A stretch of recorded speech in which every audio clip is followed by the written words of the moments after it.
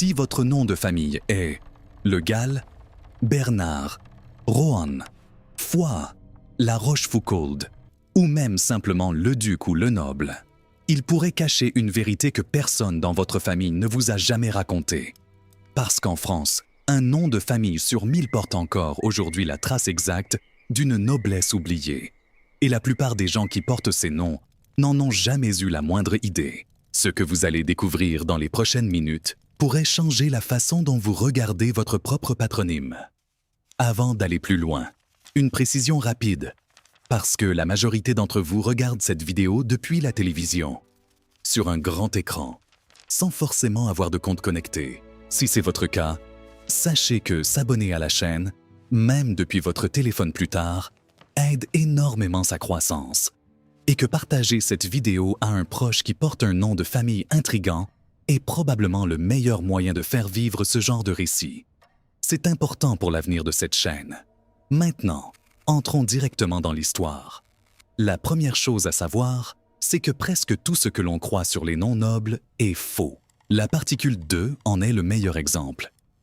Pendant des siècles, on a cru que porter un 2 devant son nom garantissait une origine aristocratique. C'est faux, et c'est faux depuis longtemps. En réalité, cette particule indiquait simplement une origine géographique, un lien avec un lieu, une terre, un village. Jean de Paris ne voulait rien dire d'autre que Jean, originaire de Paris. Des générations de familles bourgeoises, marchandes, parfois même modestes, ont ajouté cette particule au fil des siècles pour se donner un vernis de prestige, sans qu'aucune loi ne les en empêche vraiment avant que l'administration royale ne commence à surveiller ces usages de plus près. L'écrivain Honoré de Balzac lui-même a ajouté cette particule à son nom, alors que sa famille n'avait aucune origine noble prouvée.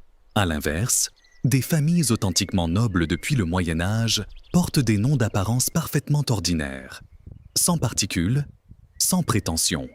Et c'est précisément cela qui rend cette enquête passionnante.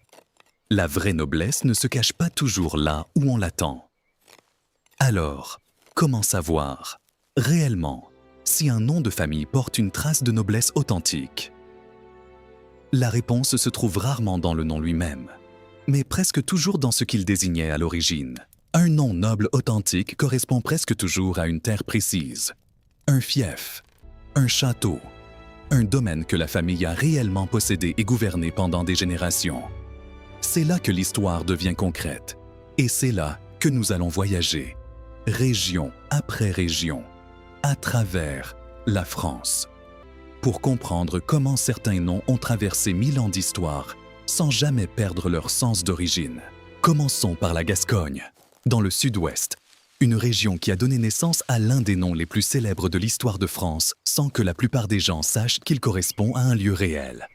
Encore visible aujourd'hui, le nom d'Artagnan, rendu immortel par Alexandre Dumas, n'est pas une invention littéraire. Charles de Batz de Castelmore, l'homme qui a inspiré le personnage, est né dans une famille de petite noblesse gasconne, dans une bâtisse qui existe toujours près de Lupiac. Dans le Gers, sa famille avait pris le nom d'un fief voisin, Artagnan, un petit village qui existe encore aujourd'hui, avec quelques centaines d'habitants, une église romane et des champs de maïs qui s'étendent là où autrefois se dressait le petit château fort de cette famille modeste, mais bien réellement noble, depuis le XVIe siècle. C'est tout le paradoxe de la noblesse française. Elle n'a pas toujours vécu dans des palais. Beaucoup de familles nobles de province possédaient à peine plus qu'une ferme fortifiée et quelques hectares de terre, tout en portant fièrement un nom transmis depuis des générations, reconnu par les autorités royales et associé à des devoirs militaires bien plus qu'à une fortune. Direction maintenant, la Bretagne, où l'histoire prend une tournure complètement différente. Ici, un nom domine littéralement des siècles entiers d'histoire régionale. Rohan. La famille de Rohan a gouverné une partie considérable de la Bretagne pendant près de 1000 ans, depuis le Moyen Âge jusqu'à la Révolution. Et son siège principal se trouve encore aujourd'hui à Josselin, dans le Morbihan, où le château de Josselin, avec ses tours imposantes surplombant la rivière de l'Oust, appartient toujours à la même famille. Oui, vous avez bien entendu, la famille de Rohan possède encore aujourd'hui ce château et y organise des visites.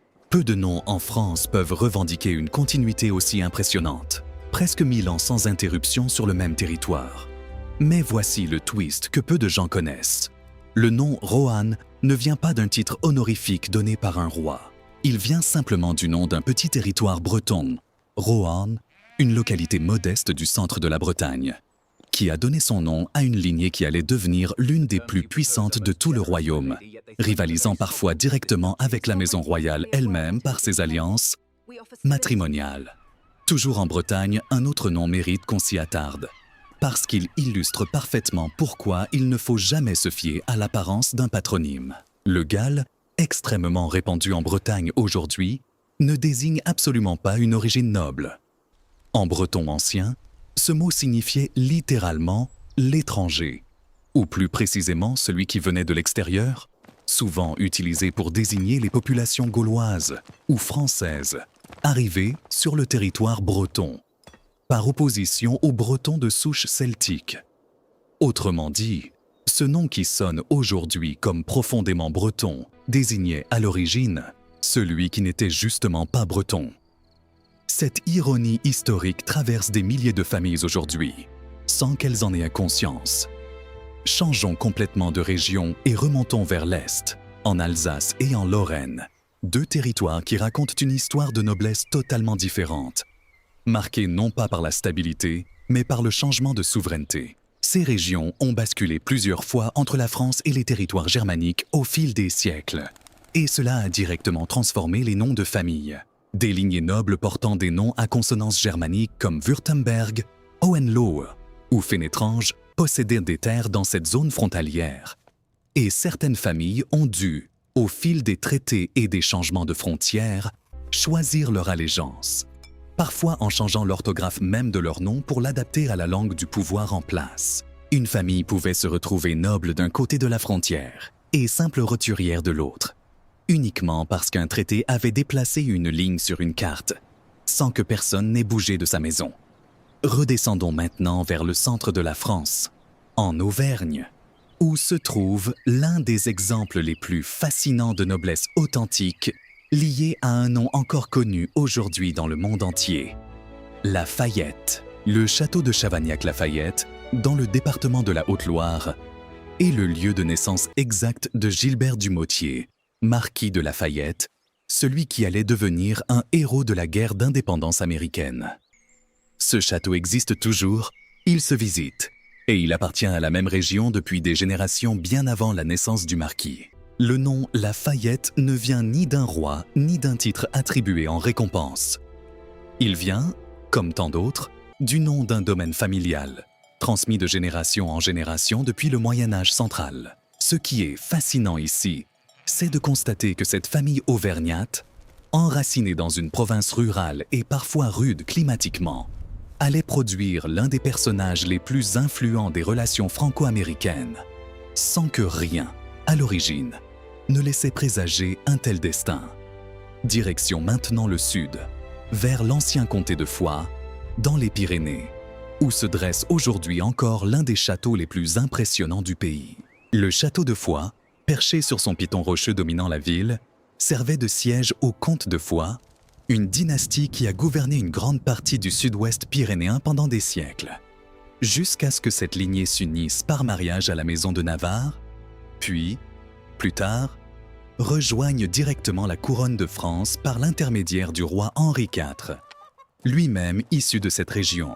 Le nom Foix, aujourd'hui encore porté par certaines familles, désigne littéralement ce territoire montagneux, et son histoire illustre un phénomène essentiel.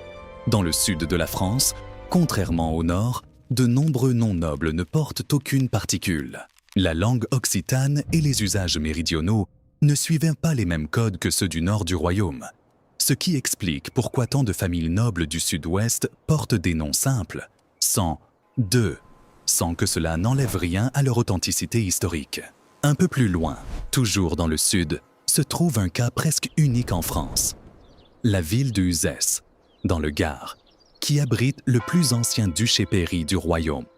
un titre de noblesse d'une importance considérable, juste en dessous des princes du sang. La famille de Crussol, duc d'Uzès, possède encore aujourd'hui le château ducal au cœur de la ville, un bâtiment que l'on peut visiter, avec sa tour datant du XIe siècle, bien avant même que le titre ducal ne soit officiellement créé au XVIe siècle. Ici encore, le nom du duché, Uzès, ne vient pas d'un roi qui aurait inventé un titre depuis Paris. Il vient d'un lieu réel, gouverné réellement, avec des paysans, des récoltes, des conflits de voisinage et des générations entières de vie quotidienne derrière chaque acte solennel signé dans les livres royaux. Il faut maintenant parler d'un événement historique précis qui a bouleversé, littéralement, des dizaines de milliers de familles françaises et qui explique pourquoi tant de lignées ont perdu, gagné ou vu contester leur statut noble en l'espace de quelques années seulement. Sous le règne de Louis XIV, dans les années 1660, le ministre Colbert lance ce que les historiens appellent la grande recherche de noblesse. L'objectif est simple sur le papier, mais brutal dans ses conséquences. Vérifier, famille par famille, dossier par dossier, qui a réellement le droit de porter le titre de noble et qui a usurpé ce statut au fil des générations précédentes, souvent dans le chaos administratif qui suivait les guerres de religion. Des milliers de familles doivent alors présenter des preuves, des actes, des chartes parfois vieilles de 300 ans, devant des commissaires royaux implacables. Celles qui ne peuvent pas prouver leur ancienneté perdent officiellement leur statut, parfois du jour au lendemain, après des générations à se croire nobles. D'autres, à l'inverse, voient dans leur ancienneté confirmée officiellement pour la première fois depuis des siècles. Cet épisode, largement oublié aujourd'hui, a littéralement redessiné la carte de la noblesse française.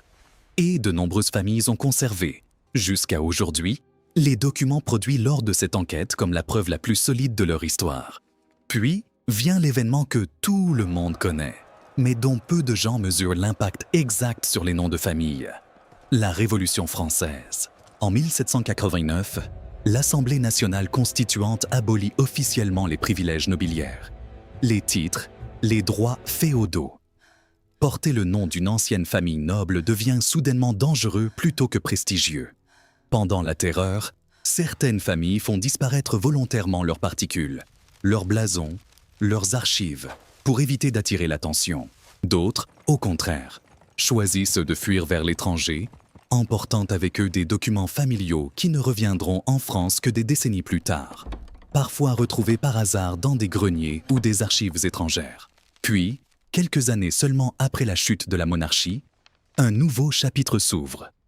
Napoléon Bonaparte, en 1808, crée sa propre noblesse impériale, distincte de l'ancienne, récompensant ses généraux, ses ministres, ses fidèles serviteurs par des titres tout neufs, sans lien avec les lignées médiévales. Cela signifie qu'aujourd'hui, en France, il existe littéralement deux catégories de familles nobles avec une histoire complètement différente. Celle dont le nom remonte au Moyen Âge, liée à un territoire féodal, et celle dont le titre a été créé de toutes pièces au début du XIXe siècle, souvent sans le moindre lien avec un vieux château ou une terre ancestrale. Voici maintenant l'un des twists les plus surprenants de cette enquête, celui que presque personne n'anticipe. Certains noms de famille qui sonnent aujourd'hui comme profondément aristocratiques ne l'ont jamais été, et c'est même souvent tout le contraire. Le nom Le Noble, par exemple, était fréquemment attribué de façon ironique ou comme simple surnom à des serviteurs, des valets ou des paysans qui travaillaient au service d'une véritable famille noble, sans en faire eux-mêmes partie. De la même manière, des noms comme le duc, le roi ou l'évêque ne désignaient absolument pas des ducs, des rois ou des évêques dans la réalité de leur porteur, mais faisaient souvent référence à un rôle joué lors de fêtes populaires, de carnaval villageois, où l'on désignait pour un jour un roi ou un duc, symbolique parmi les habitants du village. Un surnom qui finissait par se transformer en nom de famille définitif pour les descendants. Autrement dit, des millions de Français portent aujourd'hui des noms qui évoquent la royauté ou la noblesse, sans avoir jamais eu la moindre goutte de sang aristocratique, simplement parce qu'un lointain ancêtre avait porté une couronne de paille lors d'une fête de village. Un soir d'hiver, il y a plusieurs siècles. Alors, comment fait-on aujourd'hui pour distinguer le vrai du faux, sérieusement, sans se fier aux légendes familiales transmises de génération en génération, souvent enjolivées au fil du temps? Il existe en France une organisation bien réelle, l'Association d'entraide de la noblesse française, qui recense méthodiquement les familles dont la noblesse est juridiquement prouvée, à partir d'actes authentiques et vérifiables, et non de simples traditions orales. Cette association publie régulièrement des travaux de référence, consultables, qui permettent à n'importe quelle famille française de vérifier, document à l'appui, si son nom correspond réellement à une lignée reconnue. La plupart des gens qui pensent avoir des origines nobles n'ont, en réalité, jamais consulté ce type de source et se contentent d'une rumeur familiale transmise depuis l'arrière-grand-père, parfois déformée, parfois totalement inventée pour embellir une histoire de famille par ailleurs, tout à fait ordinaire. Et c'est très bien ainsi, car l'histoire ordinaire des familles françaises est souvent tout aussi fascinante que celle des grandes lignées aristocratiques. Il faut aussi évoquer ces châteaux que l'on peut encore visiter aujourd'hui et qui racontent, mieux que n'importe quel document, la vie quotidienne derrière ces noms de famille. Le château de la Rochefoucauld, en Charente, appartient à la même famille depuis le XIIe siècle. Une continuité de près de 900 ans, ce qui en fait l'un des cas les plus rares en Europe.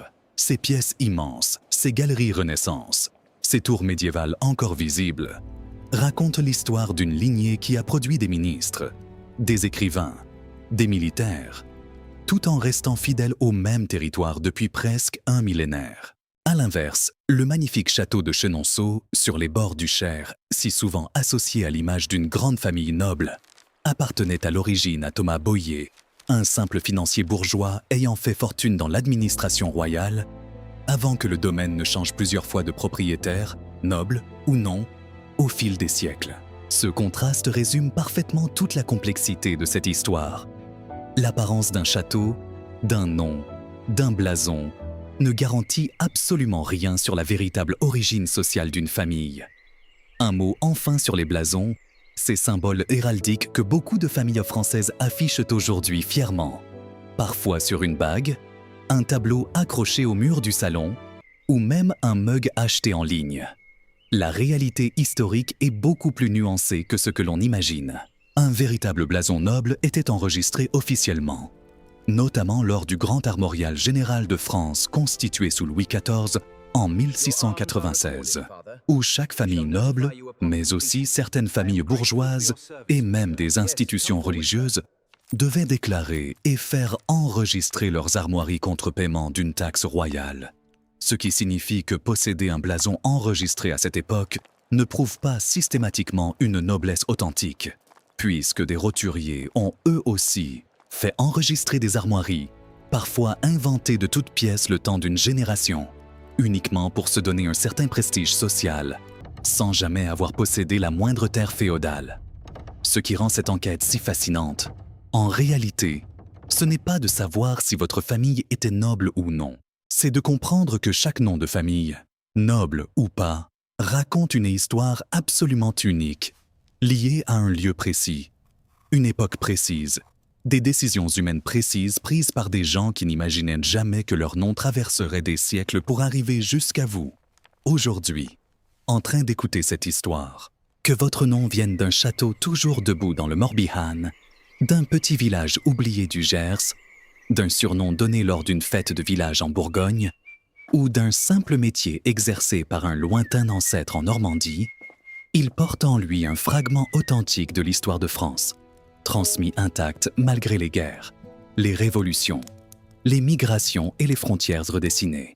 La prochaine fois que vous entendrez prononcer votre nom de famille, peut-être penserez-vous différemment à ce petit fragment de mot qui a traversé des générations entières, survécu à des révolutions, parfois changé d'orthographe à cause d'un prêtre pressé qui recopiait un registre paroissial.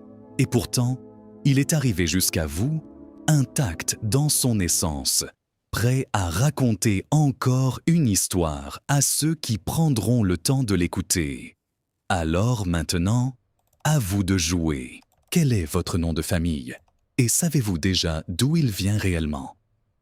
Dites-le en commentaire, avec la région d'où vient votre famille si vous la connaissez, et peut-être que votre histoire deviendra le sujet d'une prochaine vidéo.